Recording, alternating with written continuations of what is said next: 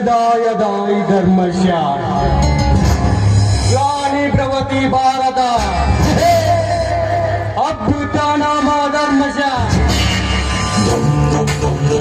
तदात्मनं प्रजानां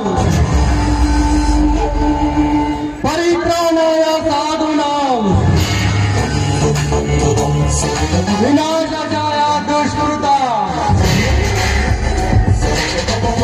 धर्म संस्थापनार्थाय संभवामि युगे युगे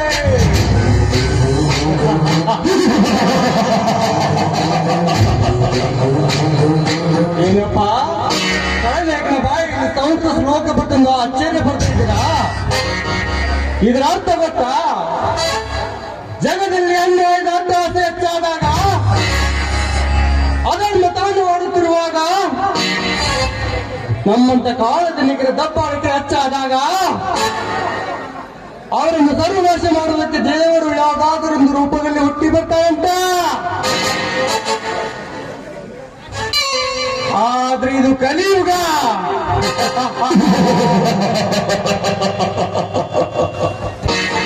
ತಲೆ ಇರುವರ ಕಲಿಯುಗ, ತಲೆ ತೆಗೆಯುವರ ಕಲಿಯುಗ, ತಲೆ ಹೊಡೆಯುವರ ಕಲಿಯುಗ ಅಂತದಾಗ ಆ ದೇವರು ಹುಟ್ಟಿ ಬರುವುದಂದ್ರೇನು? ನನ್ನಂತ ಕಳನಾಯಕರ ಅಟ್ಟಹಾಸ ಹಾಕುವುದಂದ್ರೆ ಸಾಧ್ಯವೇ ಇಲ್ಲ.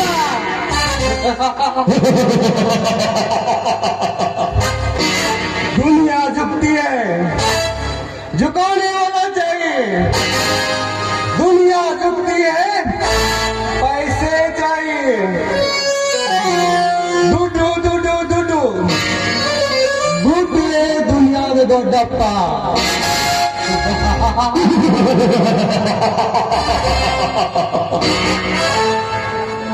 ಧನರಾಜ್,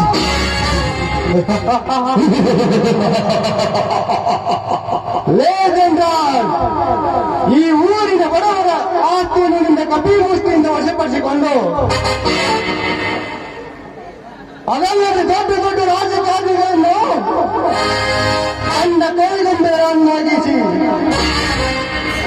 ತನ್ನ ತಾಳಕ್ಕೆ ತಕ್ಕಂತೆ ಕುಣಿಸಿ ಹಣದ ಮತದಿಂದ ನಾನೇ ಧನರಾಜೆಂದು ಎದುರಿಟ್ಟುಕೊಂಡು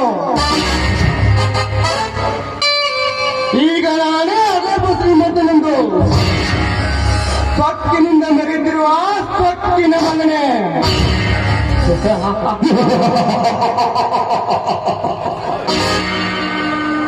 ಆ ಸೊಕ್ಕಿನ ಸಿರಿತನಕ್ಕೆ